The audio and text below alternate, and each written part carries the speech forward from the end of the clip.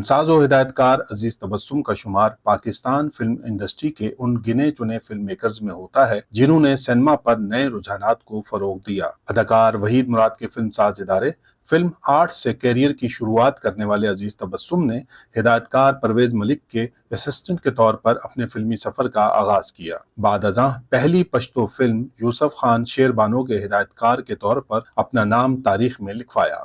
عزیز تبسم نے پشتو سینما پر اپنی جداگانہ شناخت بنائی، تاہم انہوں نے چند اردو فلمیں بھی ڈائریکٹ کیں۔ ان کے کریڈٹ پر آدم خان درخانے، ارمان، قیدی، احسان، داغز دا میدان جیسی کامیاب پشتو فلمیں ہیں، جبکہ ہمت والا، جنگجو گوریلے اور ہنگامہ جیسی اردو فلمیں بھی ڈائریکٹ کیں۔ عزیز تبسم 90 کی دہائی میں امریکہ چلے گئے اور ہالی ووڈ کے ایک بڑے فلم ساز اسٹوڈیو سے وابستہ ہو گئے، جہاں انہوں نے کئی بڑی فلموں کی پروڈکشن سنبھالی۔ میٹرو لائف ٹی وی کے ناظرین کے لیے ہماری درخواست پر عزیز تبسم صاحب نے اپنی یادداشتیں شیئر کرنے کا وعدہ کیا، جو وفا بھی کر دیا۔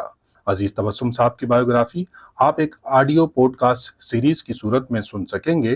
امید ہے یہ سلسلہ آپ کو پسند آئے گا اور پاکستان فلم انڈسٹری کے سنہرے ماضی کی یادیں آپ کو اس دور میں لے جائیں گی جو ہم بہت پیچھے چھوڑ آئے ہیں۔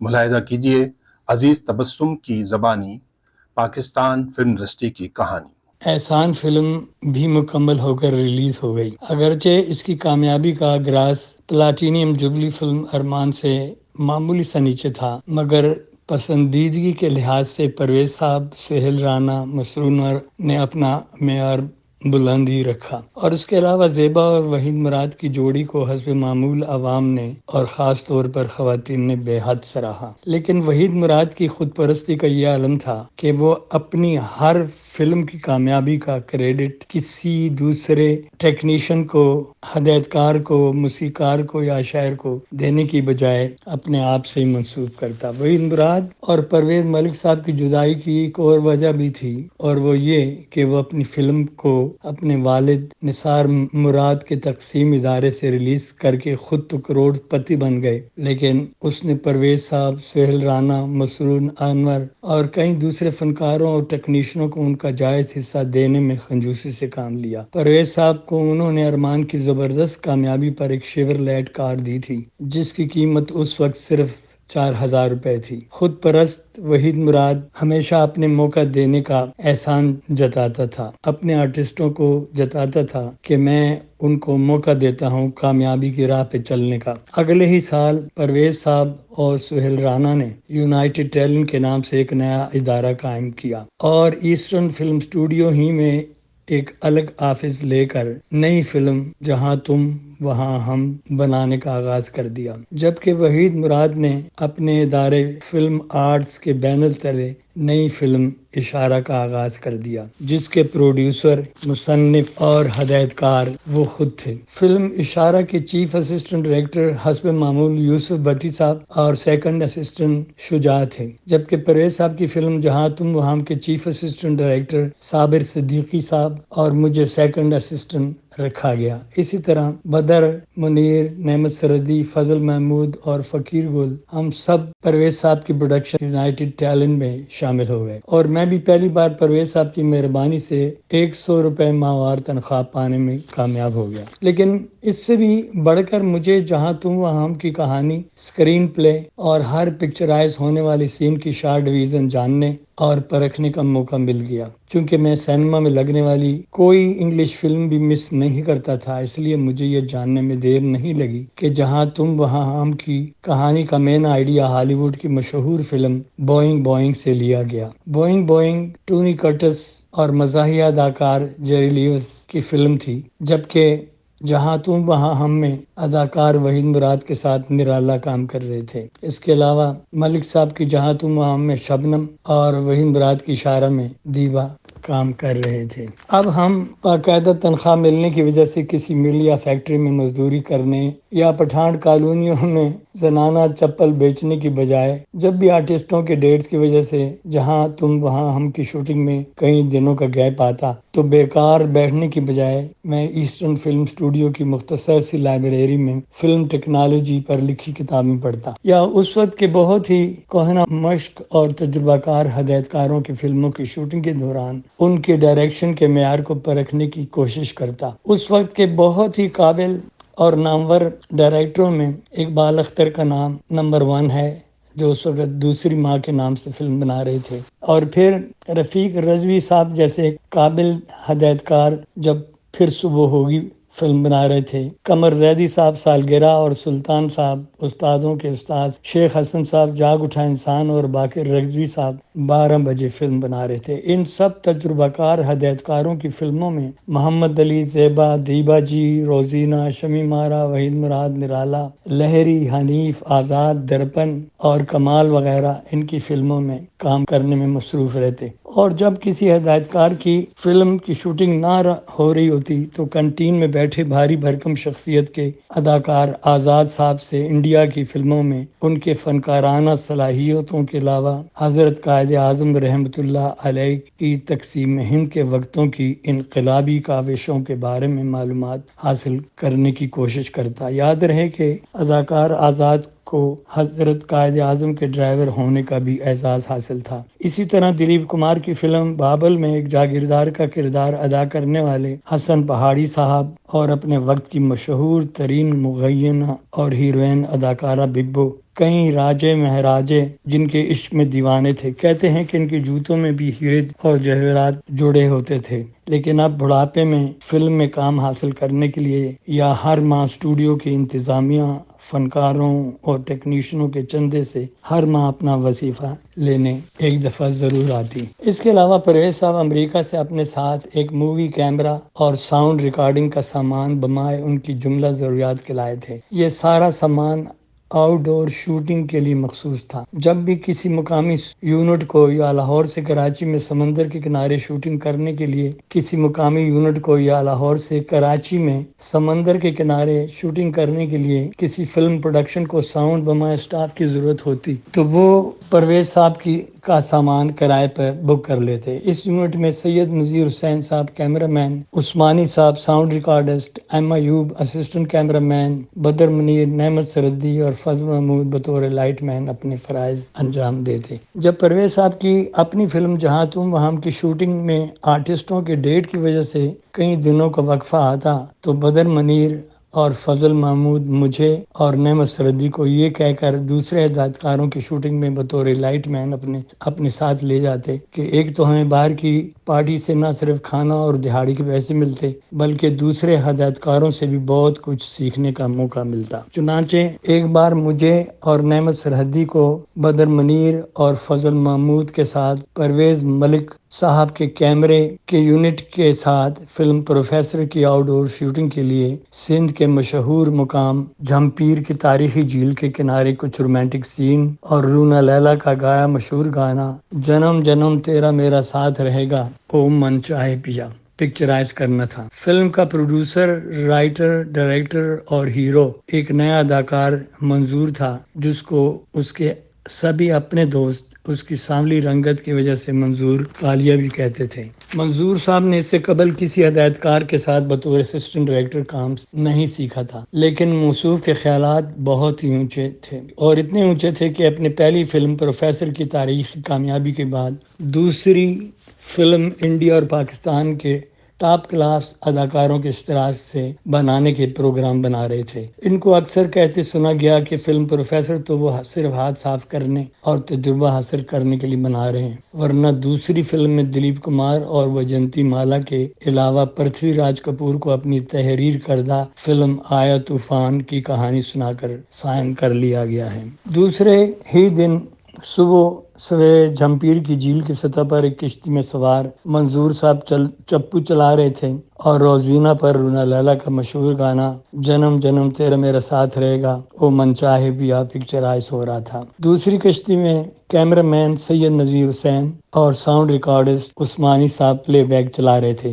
تیسری کشتی میں بدر منیر، نعمت سرحدی، فضل محمود ریفلیکٹر پکڑے ہیرو منظور اور ہیروئن روزینہ کے میک اپ زدہ چہروں پر سورج کی روشنی ڈال رہے تھے، جبکہ فلم کے ہدایتکار منظور صاحب تو اس وقت خود بطور ہیرو روزینہ کے ساتھ اداکاری کر رہے تھے، اس لیے فلم کے کوریوگرافر یعنی ڈانس ماسٹر نے شارٹ بنا کر گانا ختم کرنے کی کوشش کی جس میں وہ کامیاب تو نہ ہو سکے، لیکن گانے کے ایک شاٹ میں ہماری کشتی کو ایسا جھٹکا لگا کہ میں یعنی عزیز خان سمیت ریفلیکٹر کے سیدھے جھیل کے گہرے پانی میں گر کر غوطے کھانے لگا۔ چونکہ مجھے تیرنا آتا تھا، اس لیے ایک ہاتھ سے ریفلیکٹر پکڑے بدر منیر کی کشتی کے قریب آنے کی ناکام کوشش کرنے لگا۔ بدر نے اس پر چیخ کر مجھے ریفلیکٹر چھوڑ کر پانی کی سطح پہ آنے کے لیے کہا۔ خیر جب میں ریفلیکٹر چھوڑ کر بڑی آسانی سے تیرتا ہوا بدر منیر کے کشتی کے پاس پہنچا تو مجھے ہاتھ سے پکڑ کر بدر منیر نے کشتی میں اتار لیا۔ کنارے پہ کھڑے شوٹنگ دیکھنے والے لوگوں نے تالیاں بجائیں، لیکن کنارے پر پہنچتے ہی مجھے خارش نے اتنا بے حال کر دیا کہ گیلی قمیص اتارنے پر جسم پر ابھرے ہوئے لال نشانوں نے سب کو حیران کر دیا۔ شوٹنگ دیکھنے والوں میں ایک بڑی عمر کے دیہاتی نے انکشاف کیا کہ میرے جسم پر لال دھبے جھیل میں لہراتی گھاس سے رگڑ کی وجہ سے پیدا ہوئے ہیں، اور جب تک سرسوں کے ہلکے گرم تیل سے مالش نہیں کی جائے گی یہ خارش جاری رہے گی۔ اس پر خدا بھلا کرے روزینہ کی بہن راہیلہ نے کہا کہ اس کے پاس ہوٹل کے کمرے میں ایک ایسی مرہم کی ٹیوب موجود ہے جس کی مالش سے یہ لال دھبے اور خارش منٹوں میں ختم ہو جائے گی۔ یاد رہے کہ روزینہ کی بہن راہیلہ ایک پروفیشنل نرس تھی، اس لیے اس کی مدد کسی معجزے سے کم نہیں تھی۔ چنانچہ جب میں ان کی گاڑی میں بیٹھ کر ان کے ساتھ ان کے ہوٹل کے کمرے میں گیا تو راہیلہ نے مجھے قمیص اتار کر صوفے پہ دراز ہونے کے لیے کہا اور روزینہ اپنی فلمی کپڑے بدلنے کے لیے باتھ روم میں گھس گئیں۔ جب میں رات کو دیر سے اپنے ہوٹل کے کمرے میں پہنچا تو سوائے فضل محمود کے سب گہری نیند سو رہے تھے۔ میرے صوفے پہ دراز ہوتے ہی فضل محمود منکی کرالنگ کرتے ہوئے میرے پاس آیا اور سرگوشی میں ایک آنکھ دباتے ہوئے پوچھنے لگا، کہو استاذ کیسا رہا سب کچھ؟ اس کے رازدارانہ لہجے اور چہرے پہ شرارتی انداز میں بات کرنے سے صاف ظاہر ہوتا تھا کہ وہ میرے اور راہیلہ کے درمیان ہونے والے ایک ایسے واقعے کے متعلق سننا چاہتا ہے جو سراسر ہوا ہی نہیں تھا۔ میں نے اس کے سوال کے جواب میں کہا، یار فضل، راہیلہ کے پاس جو ٹیوب تھی اس کے مالش سے منٹوں میں میری خارش ٹھیک ہو گئی۔ وہ تو ٹھیک ہے، لیکن اس کے علاوہ جو کچھ ہوا وہ بتاؤ، شرمانے کی ضرورت نہیں ہے۔ میں وعدہ کرتا ہوں میں کسی کو بھی کچھ نہیں بتاؤں گا۔ میں نے کہا، یار فضل، میں حیران ہوں کہ میں تجھ سے کیا چھپا رہا ہوں۔ جب بے حد اصرار کے بعد بھی وہ مجھ سے کچھ معلوم نہ کر سکا تو قسم کھا کر کہنے لگا، میں تجھے سونے ہی نہیں دوں گا اگر تم نے مجھ سے کچھ چھپانے کی کوشش کی۔ میں نے کہا، یار خدا کا واسطہ، تھکاوٹ اور نیند کی وجہ سے میں بے ہوش ہونے جا رہا ہوں۔ اچھا تو تفصیل سے کل بتانا، آج صرف اتنا ہی بتا دو کہ یس یا نو۔ میں نے آج آ کر پیچھے چھڑانے کے لیے یس یس، اس پر اس نے میرے ہاتھ پر ہاتھ مارتے ہوئے کہا، دیکھا میں نہ کہتا تھا، میرا اندازہ کبھی غلط ثابت نہیں ہوتا۔ دوسرے دن سورج ڈھلنے تک اسی جھیل میں کشتوں میں بیٹھ کر رونا لیلا کا بقایا گانا جنم جنم تیرا میرا ساتھ رہے گا پکچرائز کرتے رہے۔ گانے کا آخری شاٹ مکمل ہونے ہی تھا کہ دھڑام کی آواز کے ساتھ ہی لگتا تھا کوئی کشتی سے جھیل میں گر گیا ہے۔ چند سیکنڈ کے بعد ہی جب جھیل میں گرنے والے کا سر پانی کی سطح پہ ابھرا تو سب نے دیکھا کہ وہ فضل محمود تھا، جو ڈبکیاں کھاتے ہوئے چیخ چیخ کر پکارا تھا، بچاؤ، خدا کے لیے بچاؤ بچاؤ مجھے۔ فضل کو اس حالت میں دیکھ کر سوائے بدر منیر اور نعمت سرحدی کے یونٹ کے سارے کارکن بری طرح پریشان ہو گئے۔ چند لمحے تو ہم سب فضل کی ڈبکیاں کھاتے اور چیختے سنتے رہے، حتیٰ کہ جب روزینہ نے بدر اور نعمت سرحدی کی طرف دیکھا اور کہا کہ یار کوئی ہے جو اس غریب کو ڈوبنے سے بچائے، لیکن بدر منیر اور نعمت سرحدی ٹس سے مس نہیں ہوئے۔ البتہ کادو مکرانی اور فقیر گول نے بجلی کی تیزی سے جھیل میں چھلانگ لگا کر فضل کو پکڑا اور قریب ترین کشتی میں پھینک دیا۔ کنارے پہ پہنچ کے جب سب ٹیکنیشین کیمرے اور ساؤنڈ کا سامان بس میں چڑھا رہے تھے تو فضل روزینہ اور راہیلہ کو ان کے ہوٹل تک چھوڑنے والی کار کے پاس ہی لیٹ کر اپنے بدن کو کھجاتے ہوئے کراہنے لگا، میڈم روزینہ اور اس کی بہن راہیلہ جب کل کی شوٹنگ کے لیے ڈائریکٹر منظور سے تبادلہ خیال کر کے اپنی کار تک آئیں تو انہوں نے دیکھا کہ ان کا ڈرائیور نیم بے ہوش فضل کو کار کی اگلی سیٹ پر لٹانے کی کوشش کر رہا تھا۔ تو راہیلہ کے پوچھنے پر ڈرائیور نے کہا، میڈم کیا اس کو اپنے ساتھ ہوٹل نہیں لے جانا؟ وہ کس لیے؟